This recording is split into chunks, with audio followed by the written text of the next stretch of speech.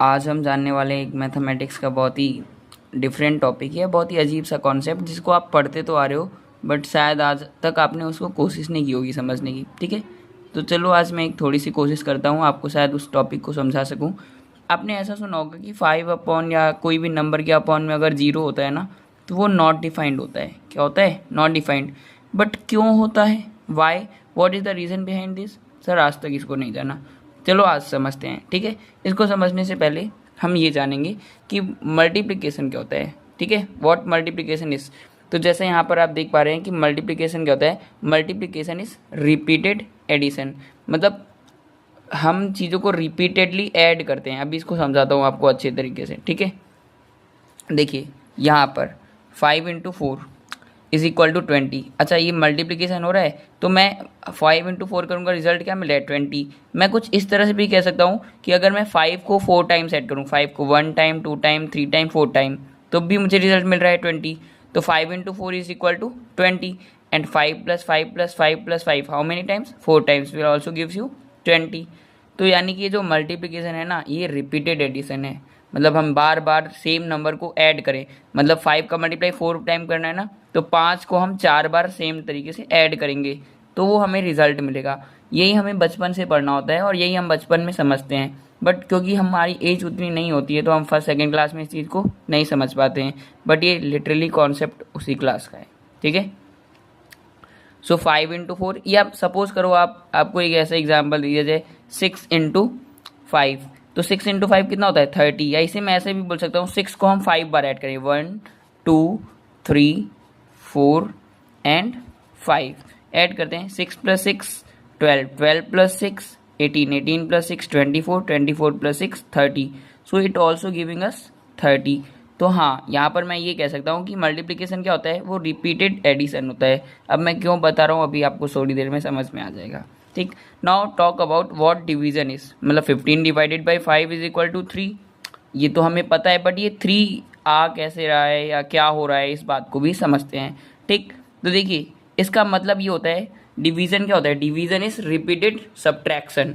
Division is repeated subtraction, मतलब 15 को अगर हम डिवाइड कर रहे हैं 5 से तो रिजल्ट में हमें 3 क्यों मिल रहा है? देखिए इसका मतलब ये है कि 15 से हम 5 को सब्ट्रैक्ट करेंगे, तो हमने एक बार 15 को 5 से सब्ट्रैक्ट किया तो कितना आया? 10।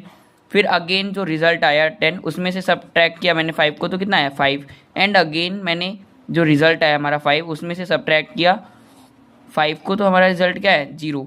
तो मतलब मैं 15 से 5 को कितनी बार सब्ट्रैक्ट कर सकता हूँ? 3 बार सब्ट्रैक्ट कर सकता हूँ और हमारे पास फिर क्या आ जाएगा? 0। तो it means 15 divided by 5 is gives us 3। ये इंपॉर्टेंट ज़्यादा है, हमें 5/0 is equal to not defined समझने के लिए ये चीज़ को अच्छे से समझना पड़ेगा। ठीक है, ये जो आप बचपन से पढ़ते आ रहे हैं ना, 15 divided by 5 is equal to 3।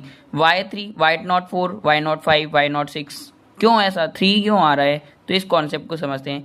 15 divide by 5 का मतलब ये है कि हम 15 से 5 को कितनी बार सब्ट्रैक्ट कर सकते हैं? एक बार किया, 2 बार किया, 3 बार किया, अब हमारे पास क्या आ गया? 0, नथिंग लेफ्ट। तो अब हम इससे ज़्यादा सब्ट्रैक्ट नहीं करेंगे। ठीक, ऐसे ही एक और एग्जांपल समझ लो, जैसे 20 डिवाइडेड बाई 4, ये 5 ही क्यों आता है? ये 6 7 9 10 100 लाख 10 लाख क्यों नहीं आता? तो इसको समझते हैं। सो हम 20 से एक बार 4 को सब्ट्रैक्ट करेंगे 16, यहाँ पे हमने कितनी बार किया? एक बार। अगेन हम 16 आया, 16 में 4 सब्ट्रैक्ट करेंगे 12, अगेन सब्ट्रैक्ट किया 12 में 4 तो 8, एंड अगेन सब्ट्रैक्ट किया 8 में 4 तो 4, एंड अगेन सब्ट्रैक्ट किया 4 में 4 तो 0, इट गिव्स अस 0। 0 आया, हमने कितने स्टेप्स में माइनस किया? 1 2 3 4 5, 5 स्टेप माइनस किया ना, 5 स्टेप माइनस किया, it means 20 divided by 4 gives us 5। तो अब आपको इस बात को तो समझ पा रहे होंगे आपकी मल्टीप्लिकेशन क्या है? वो रिपीटेड एडिशन है, और डिवीजन क्या है? ये रिपीटेड सब्ट्रैक्शन है। ठीक, अब 5/0, 5/0 या any number upon 0, any number upon 0 is equal to not defined, is equal to not defined. इस बात को समझते हैं। ठीक, इस बात को समझते हैं ऐसा क्यों होता है सर। ठीक, तो देखो हमने क्या बताया कि हमारा जो सब्ट्रैक्शन है, सब्ट्रैक्शन कि 20/4 है, 20/4 है, तो हम यहाँ पर लिख देते हैं 5। क्यों? क्योंकि हम 20 से 4 को 5 बार माइनस कर सकते हैं। अभी देखा ना हमने, यहाँ से हम 20 से 4 को 1 2 3 4 और 5 बार माइनस कर सकते हैं। तो ऐसे ही ए 5/0 या a/0 है, तो हम 5 से 0 को कितनी बार माइनस कर सकते हैं? 5 - 0 - 0 - 0 - 0 - 0 इन्फिनिटी टाइम्स। कितने टाइम्स? इन्फिनिटी टाइम्स हम माइनस ही करते जाएंगे। तो यानी कि यहाँ से एक कंक्लूजन हमारे पास आया, हमारे पास एक माइंड मैप आया कि अगर 5/0 है तो हम 5 से 0 को कितनी टाइम्स माइनस कर सकते हैं? Infinity time. तो 5/0 का आंसर हमारा इन्फिनिटी आना चाहिए। हाँ सर, आ रहा है। थोड़ा थोड़ा बत्ती चल रही है दिमाग की। देखो समझो, हमारी बात को समझिएगा कि ये जो डिवीजन होता है ना, इसको हम बोलते हैं रिपीटेड एडिशन। 20 में से 4 को हम कितनी बार सब्ट्रैक्ट कर सकते हैं? 5 बार। तो इसलिए 20/4 आंसर आ जाता है 5।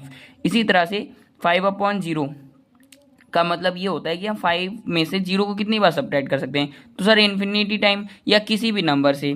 सपोज यहाँ पे आपका 1/0 है, तो 1 से हम 0 को कितनी बार सब्ट्रैक्ट कर सकते हैं? इन्फिनिटी बार। भाई 1 से 0 0 0 0 कितनी बार सब्ट्रैक्ट कर पाओगे? आप करते ही जाओगे। कभी आपको 1 से -0 करने पे रिजल्ट कभी 0 मिलेगा? आप 5 - 0 0 0 करते जाओ, कितनी भी बार कर लो, क्या आंसर कभी 0 आने वाला है? Not a chance. आंसर हमेशा 5 रहेगा। तो फिर सर इसके अकॉर्डिंग तो 5/0 का आंसर क्या होना चाहिए? इन्फिनिटी होना चाहिए। हाँ बिल्कुल सही है। तो सर यहाँ पे नॉट डिफाइंड क्यों है फिर? अब इस कॉन्सेप्ट को समझेंगे। देखिए मैं आपको बताऊंगा, कॉन्सेप्ट थोड़ा थोड़ा आपको लगेगा कि टफ है, बट लिटरली अगर आप समझ सकते हो तो बहुत ईजी है। समझना कोशिश करना, ठीक है? तो देखो सपोज 1/1 है, तो इसकी वैल्यू कितनी होगी? 1। 1/0.1 है, तो इसकी वैल्यू कितनी होगी? 10। ऐसे ही 1/0.01 है, तो इसकी वैल्यू कितनी होगी? 100। ठीक, तो ऐसे ही करते करते करते करते 1/0.000000001 इसकी वैल्यू कितनी होगी?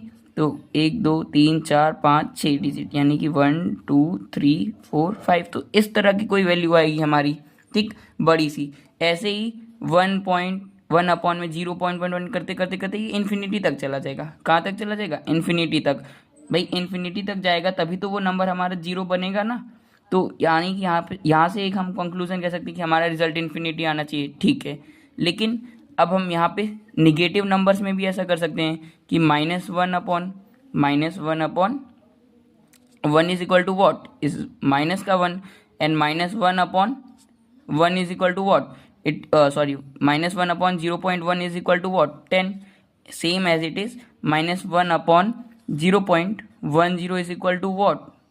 001 is equal to what? It is 100. ऐसे ही -1/0.0001 is equal to what? 1000. सो ऐसे तो सर, मतलब ऐसे तो मैं क्या कह सकता हूँ, ऐसे ये जो -1, ऐसे जो -1/0 है, इसकी वैल्यू गई माइनस का इन्फिनिटी। क्या हो गई? माइनस का इन्फिनिटी। तो 1/0 भी इन्फिनिटी, -1/0 भी इन्फिनिटी की तरफ जा रहा है। तो यहाँ से ये कह सकता हूँ कि मैं ये जो माइनस का इन्फिनिटी है ना, ये कहीं ना कहीं बराबर होगा इन्फिनिटी के। बट आपको पता है ये माइनस इन्फिनिटी और ये प्लस इन्फिनिटी, मतलब माइनस का 5 और प्लस का 5 दोनों में कितना डिफरेंस होता है भाई? -5 मतलब 5 रुपये आपकी उधार टाइप से हैं, ऐसा समझ सकते हैं आप। और प्लस का 5 मतलब 5 रुपये आपके पास हैं।